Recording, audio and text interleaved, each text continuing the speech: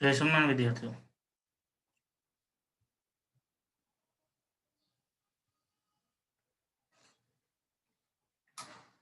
Good morning.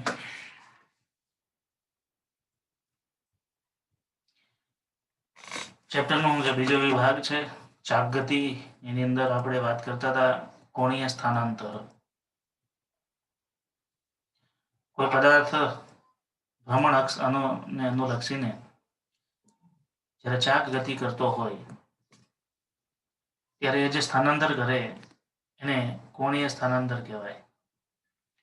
અને કોણીય સ્થાનાંતર ઉપરથી આપણને કોણીય વેગ મળે છે. આજે કોણીય વેગની વાત કરવાની છે. આગળનો મુદ્દો છે 7.6. યોગ્ય આકૃતિ દોરી કોણીય વેગ સમજાવો, એનું સૂત્ર તારો, એનો એકમ અને પારિમાણિક સૂત્ર જણાવો. કોણીય વેગ તમારે સમજવું હોય તો પહેલા કોણીય સ્થાનાંતરની જરૂર પડે, એની વાત આપણે કાલે કરી ગયા.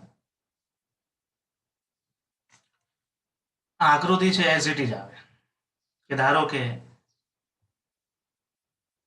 કોઈ પદાર્થ ઓ ભ્રમણ અક્ષને અનુલક્ષીને ચાક ગતિ કરે છે, તેનું t1 સમય સ્થાન p છે અને t2 સમય સ્થાન q છે. તો t1 સમયે એનો કોણીય સ્થાનાંતર θ1 છે અને t2 સમયનું કોણીય સ્થાનાંતર θ2 છે. તો ડેલ્ટા t જેટલા સમયમાં ધારો કે એનું ડેલ્ટા θ જેટલું સ્થાનાંતર થાય છે. તો કાલે આપણે જે આકૃતિ દોરી હતી એ જ ઉપર પ્રમાણે એમ જ આકૃતિ આવે. આકૃતિમાં દર્શાવ્યા પ્રમાણે ચાક ગતિ કરતા પદાર્થ ડેલ્ટા t જેટલા સમયમાં ડેલ્ટા θ જેટલું કોણીય સ્થાનાંતર કરે છે. તો પદાર્થનો સરેરાશ કોણીય વેગ નીચે મુજબ દર્શાવી શકાય. ડેલ્ટા t જેટલા સમયમાં જો ડેલ્ટા θ જેટલું એ સ્થાનાંતર કરતો હોય તો એનું સરેરાશ કોણીય ઝડપ નીચે મુજબ દર્શાવી શકાય. તો સરેરાશ કોણીય ઝડપ ઓમેગા ઇઝ ઇક્વલ ટુ અંતિમ કોણીય સ્થાન માઇનસ પ્રારંભિક કોણીય સ્થાનના છેદમાં સમયગાળો. તો સરેરાશ કોણીય વેગ ઓમેગા, કારણ કે કોણીય વેગને ઓમેગા તરીકે ઓળખીએ છીએ, એની સંજ્ઞા ઓમેગા છે. તો સરેરાશ omega is equal to delta થીટાના છેદમાં delta T. Delta theta is equal to θ2 minus θ1 ના છેદમાં t2 માઇનસ t1. આ સરેરાશની વાત છે. હવે તમારે જે તે સમયનો કોણીય વેગ ગણવો હોય એને તત્કાલીન કહેવાય. અને તત્કાલીન મેળવવા માટે ઉપરના સમીકરણમાં limit delta t tends to 0 લેવી પડે.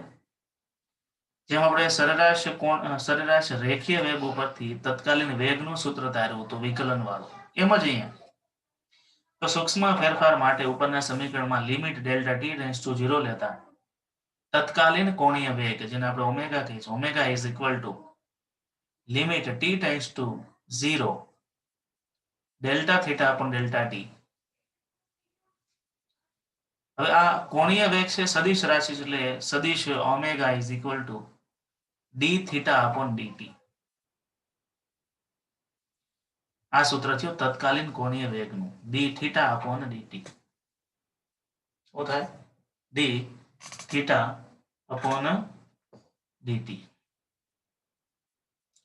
સદિશ રાશિ છે એનો એકમ શું થાય તો રેડિયન પ્રતિ સેકન્ડ, કારણ કે થીટા છે રેડિયનમાં વપરાય છે, સમય છે સેકન્ડમાં વપરાય છે, એકમ થાય રેડિયન પ્રતિ સેકન્ડ. અને પારિમાણિક સૂત્ર m0 l0 ને સેકન્ડ છે એટલા માટે t-1. હવે ઓમેગા છે સદિશ રાશિ છે તો એની દિશા કઈ રીતે નક્કી થાય? તો ઓમેગાની દિશા નક્કી કરવા માટે જમણા હાથનો નિયમ લાગુ પડે. બોલો જમણા હાથનો નિયમ શું? તો જમણા હાથની આંગળીઓને θ1 ના સ્થાને ગોઠવી એના θ2 તરફ ફેરવવામાં આવે તો અંગૂઠાની દિશા એ ઓમેગાની દિશા આપે છે, જે ઉપરની દિશા ભ્રમણ અક્ષથી બહારની તરફ આપે. જો અહીં જુઓ, પેલા આંગળીઓને તમારે θ1 સાથે ગોઠવવાની, આંગળીઓને θ1 ઉપર મૂકો, ત્યાંથી હવે θ1 થી θ2 તરફ તમે આંગળીઓને ફેરવો. જે બાજુ θ વધે છે એ બાજુ આંગળીઓને ભ્રમણ આપવાનું. ભ્રમણ આપો એટલે અંગૂઠો જે આપણા તરફ આવશે. એટલે અહીંયા ઓમેગા ની દિશા એ આપણા તરફ લીધેલી છે, બહારની તરફ. પદાર્થ ચાક ગતિ અહીંયા કરે છે પણ એની ભ્રમણ અક્ષ ઉપર એનો કોણીય વેગની દિશા લેવાય છે. કોણીય વેગની દિશા ભ્રમણ અક્ષ ઉપર લેવાય છે એનું મોટું સાયન્સ છે. એ સાયન્સ ક્યાં લાગે છે? તો કે કોઈ પણ વ્હીલને બેલેન્સ રાખવા માટે. સાયકલ હોય, સાયકલ, એ સાયકલને તમે ચલાવો નહીં તો સીધી સ્થિર નહીં રહી, પડી જશે. કે આ બાજુ લડી જાય કે આ બાજુ લડી જાય. પણ સાયકલને તમે જે ગતિ આપો છો ને તો એ સીધી રહે છે, પડતી નથી, લડતી નથી. બાઇકમાં પણ એવું છે. કોઈ પણ પ્રકારનું ટુ વ્હીલર છે, એ ટુ વ્હીલર માનો કે તમે નાના હતા ત્યારે એક નાનું ચક્કર ફેરવતા લાકડી વડે, જૂનું ટાયર હોય, જૂનું ટાયરને તમે સીધો મૂકી દો તો આમ લડી જશે, કે આ બાજુ લડશે કે આ બાજુ લડશે. તમે ફેરવવાનું ચાલુ કરો છો તો એ લડતું નથી.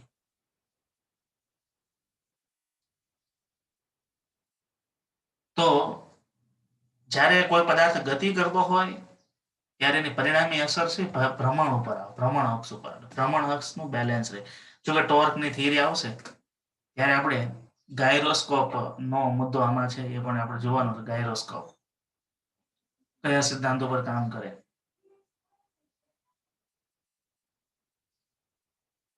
એમાં એની વાત આવશે.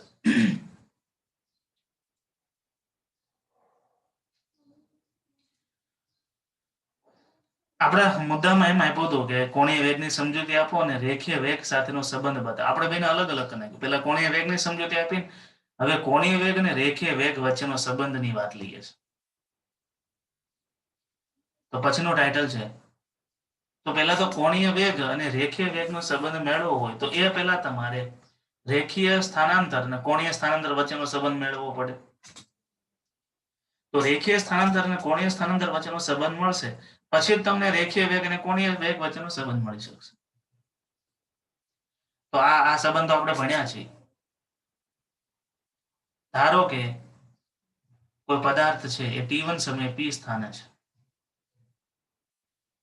હવે ચાક ગતિ કરતો કરતો કરતો t2 જેટલા સમયે એનું સ્થાન q પાસે આવી જાય છે. એટલે કે ડેલ્ટા t જેટલા સમયમાં એ થીટા જેટલું એનું કુલ સ્થાનાંતર થાય છે એવું આપણે કહીએ. હવે પદાર્થ છે અહીંથી આમ ચાલ્યો, અહીંથી આમ, અહીંયાથી આ બાજુ આવે ત્યાં સુધીમાં રેખીય ગતિ તો કરી જ હોય. એનો ખૂણો છે થીટા બદલાય, પણ પદાર્થ અહીંથી અહીંયા સુધી આવે તો એ ચાપ ઉપર ચાલ્યો હોય કે ન ચાલ્યો હોય. એટલે જે ચાપ ઉપર ચાલ્યો હોય ત્યાં એનું રેખીય સ્થાનાંતર હોય કે ન, એની રેખીય સ્થાનાંતર ડેલ્ટા એલ જેટલું છે. ધારો કે પેલા t1 સમયનું રેખીય સ્થાન L1 છે, L1 બરાબર 0 છે. ધારો કે t2 સમયે નો રેખીય સ્થાન L2 બરાબર L થઈ જાય છે. એનું રેખીય સ્થાનાંતર કેટલું થાય તો ડેલ્ટા એલ થાય. અને અંતિમ ખૂણો θ2 બરાબરનો થીટા છે. ધારો કે આ પદાર્થ છે એ O થી P સુધીનું એનું અંતર છે r જેટલું છે.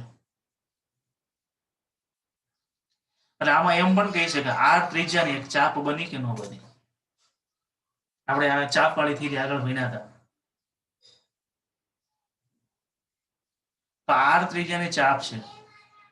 ચાપ કેટલી છે? ડેલ્ટા એલ જેટલી. ત્રિજ્યા કેટલી છે? r. અને ચાપ વડે ખૂણો કેટલો બને છે તો કે થીટા. તો વિદ્યાર્થીઓ રેડિયનની વ્યાખ્યા શું છે? રેડિયન, ખૂણો જ્યારે રેડિયનમાં હોય ત્યારે એનું સૂત્ર થાય ચાપ ભાગ્યા ત્રિજ્યા. તો ચાપ અને ત્રિજ્યાના ગુણોત્તર નું મૂલ્ય એ ખૂણાનું રેડિયન મૂલ્ય આપે છે. આપણા પાસે રેડિયન બરાબર થીટા છે, ચાપ છે એલ જેટલી છે અને ત્રિજ્યા છે r જેટલી છે. તો આપણને એલ બરાબર r થીટા મળ્યો. એલ એટલે રેખીય સ્થાનાંતર અને r એટલે ત્રિજ્યા અને થીટા એટલે શું થાય તો કોણીય સ્થાનાંતર થાય. તો આ કોણીય સ્થાનાંતર ને રેખીય સ્થાનાંતર વચ્ચેનો સંબંધ થયો. આ એક સૂત્ર તમારે બ્લોકમાં લખવાનું છે જો આપણે આગળ પણ લેતા હતા. તો કોણીય સ્થાનાંતર અને રેખીય સ્થાનાંતરનો સંબંધ છે એનો આ સૂત્ર, એના ઉપરથી આપણે કોણીય વેગ અને રેખીય વેગના સંબંધનું સૂત્ર મેળવી શકીશું. આગળ જઈએ. આના ઉપરનો નાનો પ્રશ્ન છે. તમે એમ પ્રશ્ન પૂછો હોય તો કોઈ પદાર્થ છે એ 1 સેન્ટીમીટર ત્રિજ્યામાં 30 ડિગ્રી નું કોણીય સ્થાનાંતર કરતો હોય તો એનું રેખીય સ્થાનાંતર કેટલું થશે? તો વિદ્યાર્થીઓ એલ બરાબર r થીટા. આર બરાબર 1 અને 30 ડિગ્રી છે, ડિગ્રીને આપણે રેડિયનમાં ફેરવવું પડે, તો રેડિયનમાં ફેરવવા માટે શું કરવાનું, પાઈના છેદમાં 180 વડે ગુણવા પડે. તો 30 ડિગ્રીનું કોણીય સ્થાનાંતર કરતો હોય તો રેખીય સ્થાનાંતર કેટલું થતું હશે, 0.52 મીટર. એવી જ વાત ટ્રકના વ્હીલ માટે આવે. કોઈ ટ્રકના વ્હીલનો બહારનો વ્યાસ 1 મીટર છે, તે 3.5 પરિભ્રમણ પૂરા કરે તો તે કેટલું રેખીય અંતર કાપે, આ ટાઈપનો પ્રશ્ન છે. તો બહારનો વ્યાસ છે એ 1 મીટર છે, એની ત્રિજ્યા થશે 0.5 અને 3.5 પરિભ્રમણ પૂરા કરે તો 3.5 પરિભ્રમણમાં એનો થીટા કેટલો બદલાય, તો વિદ્યાર્થી એક પરિભ્રમણમાં થીટા કેટલો બદલાય છે, 2π. એક પરિભ્રમણ પૂરું કરે તો 2π જેટલો ખૂણો બદલાય, તો 3.5 માં કેટલું થાય, 3.5 ગુણ્યા 2π કરવું પડે. ખ્યાલ આવ્યો? તો r બરાબર 0.5, 3.5 3.5, 2 અને 3.14, અહીં ભૂલ કરી છે, 3.14 3.4 નહીં, પાઈની કિંમત મૂકવાની હોય 3.14. તો એ 3.5 પરિભ્રમણ પૂરું કરે તો કેટલા મીટરનું અંતર કાપશે, 10.99 એટલે 11 મીટરનું અંતર કાપી દે. તો 1 મીટર વ્યાસ ધરાવતો ટ્રકનો વ્હીલ હોય એ 3.5 પરિભ્રમણ પૂરા કરે તો કેટલો દૂર વયો જાય, એટલે કેટલું રેખીય અંતર કાપે, ટ્રક 11 મીટર. ખ્યાલ આવ્યો? ટ્રેક્ટરનું મોટું વ્હીલ છે ધીમે ધીમે ફરતું જ દેખાય છે, ફરે છે ધીમે ધીમે, છતાં એ લાંબો અંતર કાપી જાય. શું કામ, તો કે એનો આર મોટો છે, થીટા નાનો હોય તો પણ એલ વધારે આવે. ટ્રેક્ટરનું નાનો વ્હીલ છે એ વધારે ફરતું દેખાય અને છતાંય અંતર વધુ નથી કપાતું કારણ કે એનો આર નાનો છે. જેમ વ્હીલની ત્રિજ્યા મોટી એમ એના વડે કપાતું રેખીય અંતર વધારે.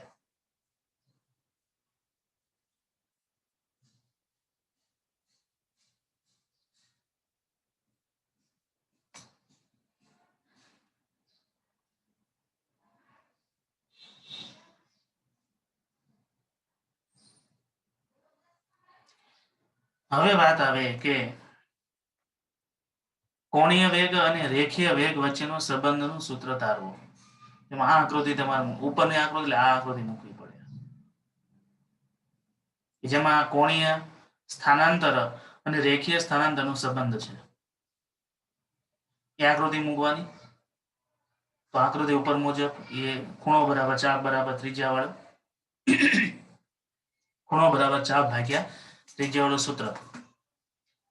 અને આકૃતિ પરથી રેખીય સ્થાનાંતર અને કોણીય સ્થાનાંતર વચ્ચેનો સંબંધ નીચે આપી શકાય છે, થીટા બરાબર L upon R. થીટા બરાબર શું છે, L upon R. R ને આ બાજુ ગુણી દો, એ તો ત્રિજ્યા છે, બરાબર. તો સમીકરણની બંને બાજુ સમયની સાથે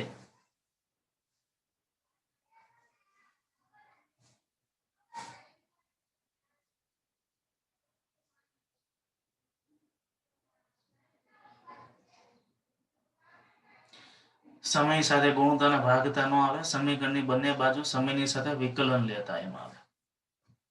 થોડોક સુધારો કરજો. પેલા વિદ્યાર્થી આ સૂત્ર લખો તો, થીટા બરાબર L upon R, તેથી લખો R થીટા બરાબર L, તેથી લખો R થીટા બરાબર L. મારી સાથે લખતા જજો, આમાં સુધારો કરવો પડશે. તેથી R theta is equal two L. હવે નીચે લખો ઉપરના સમીકરણની બંને બાજુ સમયની સાથે વિકલન લેતા, ઉપરના સમીકરણની બંને બાજુ સમયની સાથે વિકલન લેતા. હવે અહીંયા આવશે r d theta upon dt, અહીંયા r ગુણી નાખજો, small r d theta upon dt is equal to dl upon dt, is equal to dl upon dt. તો અહીંયા શું મળશે, r omega, r d theta upon dt એટલે omega થઈ જાય, એને ગુણ્યા તો લખો r omega is equal to dl upon dt એટલે શું થશે, v થશે. તો r omega is equal to v થઈ ગયું, એટલે કે v બરાબર r ઓમેગા મળી ગયું. એટલે કે ઓમેગા બરાબર v ના છેદમાં, આપણે મોટા ભાગે આ યાદ રાખતા, આ સૂત્ર બ્લોકમાં લખો, v બરાબર r ઓમેગા.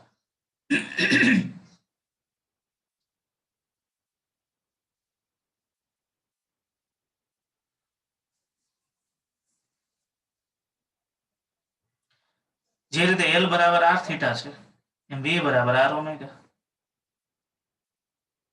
બરાબર, અહીં એલ કરતા બનાવો તો એલ બરાબર શું થાય? R theta. બંને બાજુ વિકલન લો એટલે વી બરાબર આર ઓમેગા. આર છે ત્રિજ્યા, તો અચળ રહેવાય, એ બદલાવાની છે નહીં સમય સાથે. તો ઉપરનું સમીકરણ સમાન ત્રિજ્યા માટે રેખીય વેગ અને કોણીય વેગ વચ્ચેનો સંબંધ દર્શાવે છે, જે દર્શાવે છે કે વી ચલે છે ઓમેગા. જો પદાર્થનો કોણીય વેગ વધે તો પદાર્થનો રેખીય વેગ વધે. તો કોઈ પણ બસ છે, બસનો વ્હીલ છે, વ્હીલ તો ધીમે ધીમે ચાલતું હોય તો બસ પણ ધીમે ધીમે ચાલે છે. પણ વ્હીલ છે ફાસ્ટ ચાલે, તમે એક્સેલરેટર આપો, એન્જિનની સ્પીડ વધશે, એન્જિનની સ્પીડ વધે તો શું થાય? વ્હીલની સ્પીડ વધે. વ્હીલની સ્પીડ વધે એટલે ઓલ ઓવર બસની સ્પીડ વધશે. ખ્યાલ આવ્યો? કારણ કે રેખીય વેગ છે કોણીય વેગના સમપ્રમાણમાં આવે છે. આમ જો પદાર્થની કોણીય ગતિ વધારવામાં આવે તો તેના રેખીય વેગમાં વધારો થાય છે. બરાબર.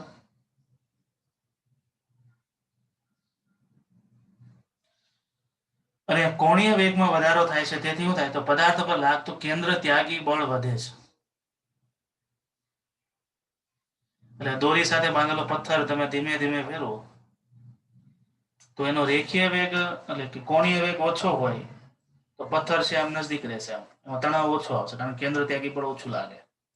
જેવી તમે સ્પીડ, માનો ચકડોળમાં બેઠા હોય, ચકડોળની અંદર શું થાય?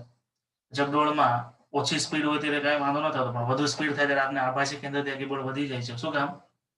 કારણ કે ઓમેગા વધ્યો એટલે વી વધ્યો. વી વધ્યો એટલે એફ બરાબર એમ વી સ્ક્વેર ના છેદમાં આ સૂત્ર પ્રમાણે વી સ્ક્વેર એફ ચલે છે વી સ્ક્વેર. ખ્યાલ આવ્યો?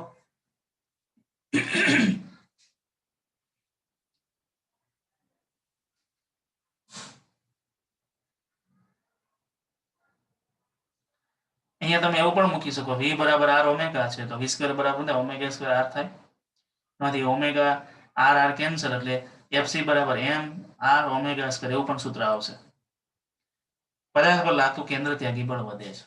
પદાર્થનો જેમ રેખીય વેગ વધારો એમ કેન્દ્ર ત્યાગી બળ વધવાનું કારણ શું? કારણ કે કોણીય ગતિ વધારો, કોણીય ગતિને કારણે એની રેખીય ગતિ વધે અને રેખીય ગતિને કારણે કેન્દ્ર ત્યાગી બળમાં વધારો થાય. દાખલા તરીકે દોરી વડે બાંધેલો પથ્થર, ચકડોળની ગતિ વધે વગેરે વગેરે.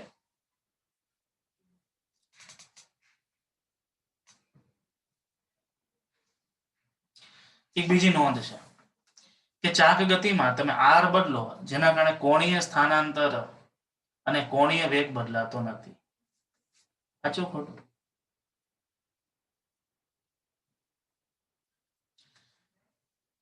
માનો કે આ પેન છે, પેનને આપણે ચાક ગતિ આપીએ. પેન છે, આ ભ્રમણાક્ષ અહીંયા લીધી એટલે અહીંથી અહીંયા આર કહેવાય, ત્યાં. તો તમે બિંદુ અહીંયા કલ્પના કરો તો પણ એનો ખૂણો એટલો જ થાય. 30 ડિગ્રી હોય તો 30 ડિગ્રી જ આવે. બિંદુને અહીંયા કલ્પના કરો કે અહીંયા ગમે, રોટેશન તો એક સાથે છે, કોણીય સ્થાન તો આ બદલાશે. જુઓ,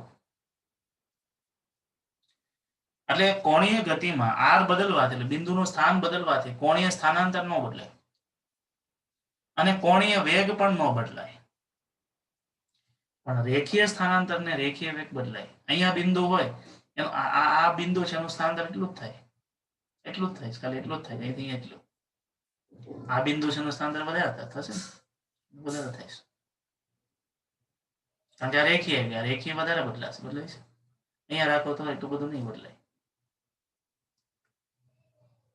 તો એ પણ અગત્યનું છે ચાક ગતિ માટે.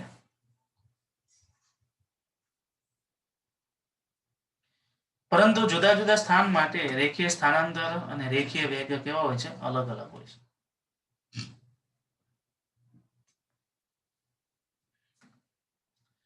ભ્રમણ અક્ષથી તમે જેમ દૂર જાઓ એમ રેખીય વેગમાં વધારો થાય છે. બીજું, રેખીય વેગ સ્પર્શકની દિશામાં હોય છે.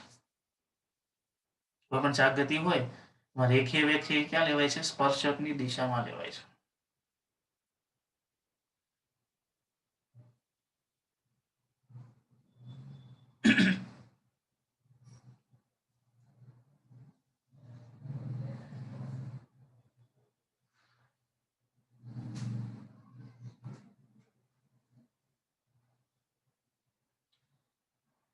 પછીનો મુદ્દો છે વિદ્યાર્થીઓ, કોણીય પ્રવેગ.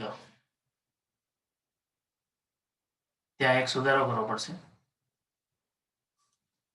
તો યોગ્ય આકૃતિ દોરી ચાક ગતિ કરતા પદાર્થનો કોણીય પ્રવેગ સમજાવો. પ્રવેગ શબ્દ લખજો. પ્રવેગ, વેગ નહીં, પ્રવેગ.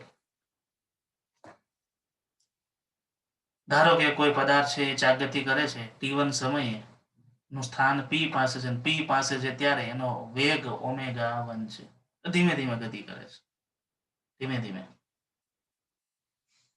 t2 સમયે એનું સ્થાન છે q પાસે આવી જાય છે, અને જ્યારે સ્થાન q પાસે આવે છે ત્યારે એનો વેગ છે ω2 છે. t1 સમયે ω1 અને t2 સમયે ω2. ખ્યાલ આવ્યો? એટલે એનો વેગ છે બદલાયા કરે છે. જેમ સ્થાન બદલાય એમ એનો વેગ બદલાય છે. t1 સમયનો વેગ ω1 છે અને t2 સમયનો વેગ ω2 છે. તો ડેલ્ટા ટી જેટલા સમયમાં એનો વેગમાં થતો ફેરફાર ω2 - ω1 હોઈ શકે. થીટા તો જે ડેલ્ટા થીટા છે છે, ત્રિજ્યા તો r છે. આકૃતિમાં દર્શાવેલ કોઈ કણનો t1 સમયે કોણીય વેગ ω v છે અને t2 સમયે એનો વેગ બદલાઈને ω2 થઈ જાય છે. આમ t1 જેટલા સમયમાં વેગમાં થતો ફેરફાર ડેલ્ટા ω, આમાં ડેલ્ટા ટી, એમ t1 નહીં, ડેલ્ટા ટી જેટલા સમયમાં વેગમાં થતો ફેરફાર ડેલ્ટા ω છે. પદાર્થના કણનો ચોક્કસ કોણીય પ્રવેગ, પદાર્થના કણનો, એટલે કોઈ આખો પદાર્થ હોય, પદાર્થ આખા ગતિ કરે તો પદાર્થ ગતિ કરે એની સાથે એનો કણ પણ ગતિ કરે. તો પદાર્થના કણનો સરેરાશ કોણીય પ્રવેગ નીચે મુજબ દર્શાવી શકાય. તો સરેરાશ કોણીય પ્રવેગ નીચે મુજબ દર્શાવી શકાય. બરાબર? તો સરેરાશ કોણીય પ્રવેગ alpha is equal to delta omega upon delta T. બરાબર? અહીંયા કોણીય પ્રવેગ છે, વેગ નથી, કોણીય પ્રવેગ. આલ્ફા છે ને આપણે કહેવાનું છે કોણીય પ્રવેગ, delta omega upon delta T. ફરીથી સૂક્ષ્મ ફેરફાર માટે ઉપરના સમીકરણમાં limit delta T tends to 0 લેતા તત્કાલીન કોણીય પ્રવેગ મળે છે. તત્કાલીન કોણીય પ્રવેગ મળે છે. અહીંયા ડી ઓમેગા નો તત્કાલીન કોણીય પ્રવેગ મળે. તેથી alpha is equal two D omega upon DT. તો આલ્ફા બરાબર ડી ઓમેગા અપોન ડીટી. આ સૂત્ર બ્લોક મૂકી દેવાનું.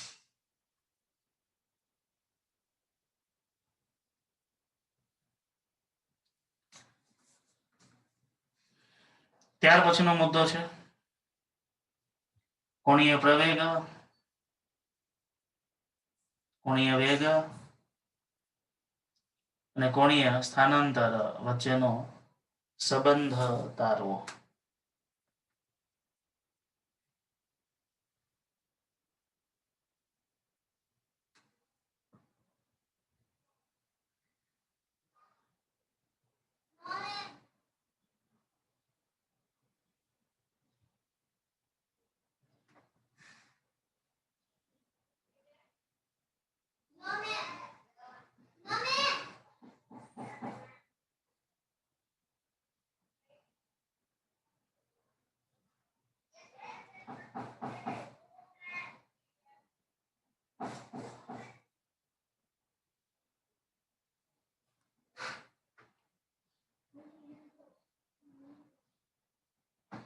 એટલે કે v બરાબર ઓમેગા ક્રોસ r ની વાત આવે. પણ આમાં આ લોકોએ લખ્યું નથી કે પછી લખવાનું ભૂલાઈ ગયું છે, હું જોઈ લઉં. પછી આપણે ટોર્ક અને કોણીય વેગમાન ઉપર જઈશું. કોણીય પ્રવેગ તો આપણે પૂરું કીધું. કોણીય પ્રવેગ v બરાબર r ઓમેગા પૂરું કીધું. v બરાબર r ઓમેગા સૂત્ર લઈ લીધું.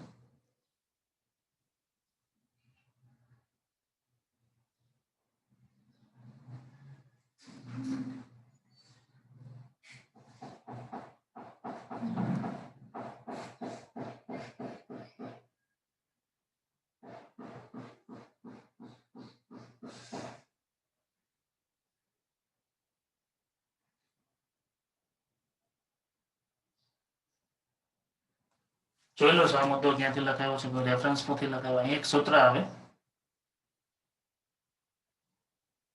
આલ્ફા બરાબર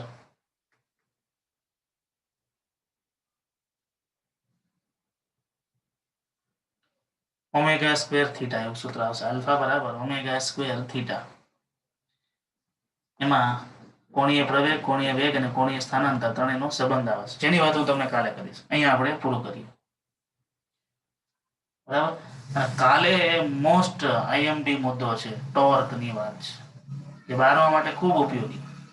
ટોર્ક અને કોણીય વેગમાન. ટોર્ક અને કોણીય વેગમાનની વાત કરવાની છે.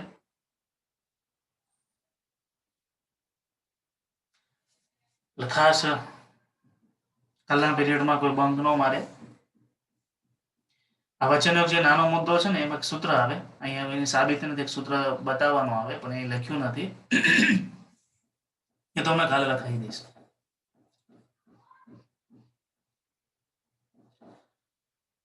તો વિદ્યાર્થી, અહીંયા આપણે પૂરું કરીએ. જય સ્વામિનારાયણ.